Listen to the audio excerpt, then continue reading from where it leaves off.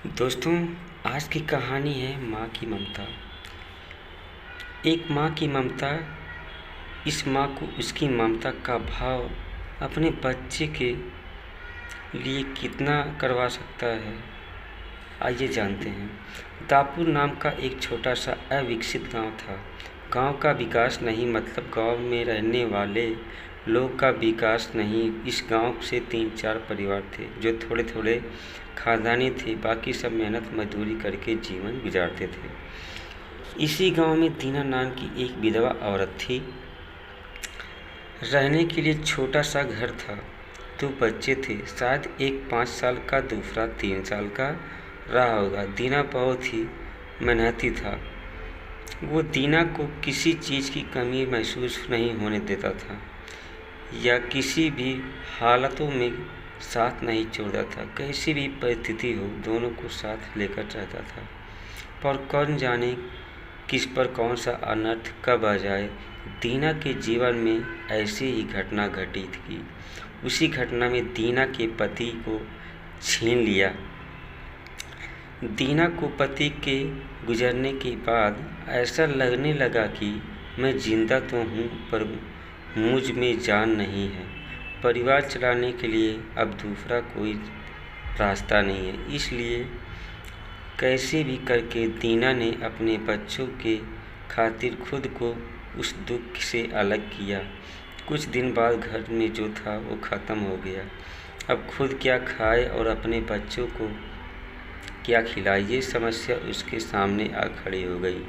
बच्चों के लिए दीना को अभी कुछ काम करना ही था।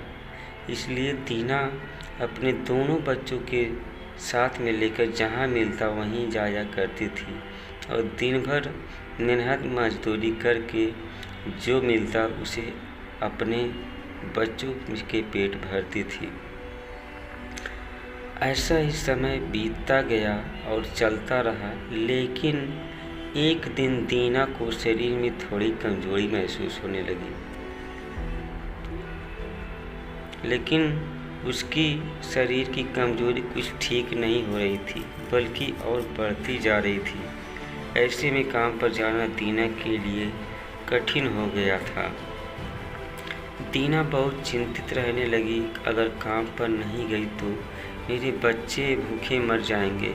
उसी चिंता में दीना ने काम कमज़ोर कर दिया, इतनी कमज़ोर कि उठने बैठने के लिए लकड़ी का सहारा लेना पड़ता था।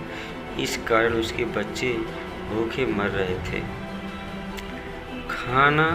खाने के कुछ न मिलने के कारण अपने बच्चों को भूखे मरते देख वह लकड़ी की सहायता से आज यहाँ के कुछ मांगा तो कल अगले दिन दूसरे दिन और से कुछ मांगा। बच्चों को खिलाती और खुद को भूखा सो जाती।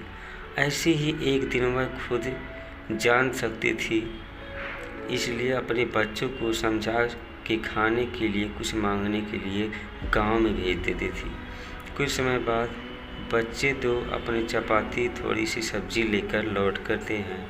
दो चपाती से 3 जन कैसे तृप्त होंगे, इसलिए 2 चपाती दोनों बच्चों के लिए खिला देती और बरसात का मौसम था। बिजली न होने के कारण घर में अंधेरा छा हुआ था। अंधेरे में ही वह अपने बच्चे को एक कमरे में सुला देती और दूसरे कमरे में जाकर सो जाती। रात को तेज़ बारिश होती है और बिजलियां ज़ोर ज़ोर से कड़कती हैं। दीना को थोड़ी आराम मिलती है, इसलिए वह गहरी नींद में पड़ जाती है। ऐसे में दीना को सपना दिखाई देता है कि वह एकदम तंदुरुस्त हो गई है, काम पर जा सकती है। वह सोचती है अपने बच्चों को काफ़ी समय से अच्छा खिलाया नहीं, इसलिए वह अपने बच्चों के लिए स्वादिष्ट खाना बनाती। बाद में अपने बच्चों को वह अपने साथ में बैठकर खाना खाकर सो जाती।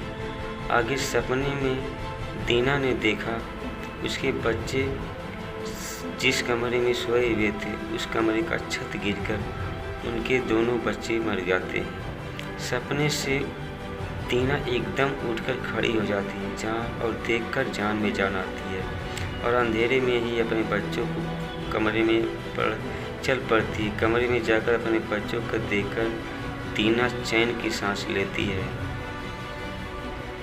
उसी समय दीना को शरीर में ज़्यादा कमजोरी महसूस होती है, जिसे वह नीचे गिर जाती है और फिर वहाँ से उठ ही नहीं पाती।